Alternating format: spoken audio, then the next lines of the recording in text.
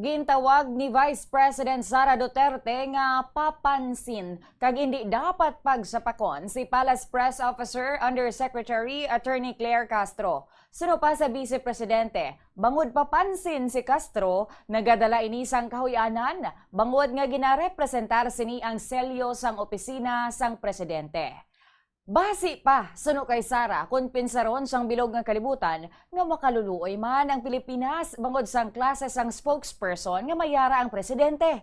Nagugat ang pag-atake ni Sara kay Castro bangod sang nagligad ni adlaw, nagkomento man si Castro sa statement ni Sara samtang dito siya sa the Netherlands nga mga muyo na lang nga may presidential election sa 2028. Bangod daw kaangay nga nagapang-intriga kag may lain nga buot silingon ang Vice Presidente Santo sa paghangop ni Castro. Nagpahanumduman si Castro kay Duterte nga bilang abogada dapat nahibaluan sini ang konstitusyon.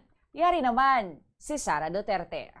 Lagi ko sinasabi no na kapag si Claire Castro ang nagsasalita, huwag niyong pansinin o bigyan ng halaga. Kasi pag pinapansin niyo, nafe-feed yung kanyang papansin na ugali.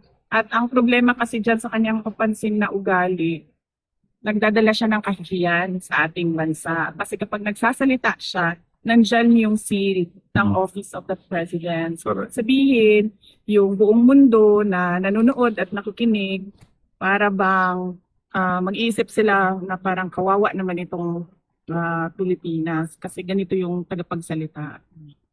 Nagwalta naman si Yusek Claire Castro matapos gintawag siya nga papansin. Suno sa iya, nagasabat lamang siya sa mga ginapamangkot sang media. Kung hindi man siya pagsapakon ni Sara, suno sa iya, wala man sang problema. Bangod ang media man ang nagapamangkot sa iya, kag hindi man si Sara. Ginikayan pa ni Castro si Sara, nga amo ini maghambal bangod behind ini o kun uli higid katama. Wala tayong papansin na ugali, sumasagot lamang tayo sa mga questions na nanggagaling din naman sa media. At katulad niyan, pinansin niya ako. So kailangan kong sagutin, hindi ba? Wala tayong ibinibigay na anumang mga salaysay o statement nang hindi naaayon sa palasyo. At kung ayaw niya akong pansinin, wala naman akong magagawa. Hindi naman ako nagpapapansin sa kanya dahil hindi naman siya ang nagtatanong sa akin kundi ang media. At siguro kaya lang ganyan siya magsalita kasi medyo behind siya masyado. May kasabihan nga tayo, di ba? Yung the brain operates on a use it or lose it principle. So kaya siya, hindi tayo nagtataka kung bakit medyo behind siya sa mga updates, mga current events sa mga ginagawa ng Pangulo at ng gobyerno. Dahil hindi nga siya marunong gumamit ng computer. So mukhang hindi siya marunong mag-research kung ano ba ang nangyayari sa kasalukuyan.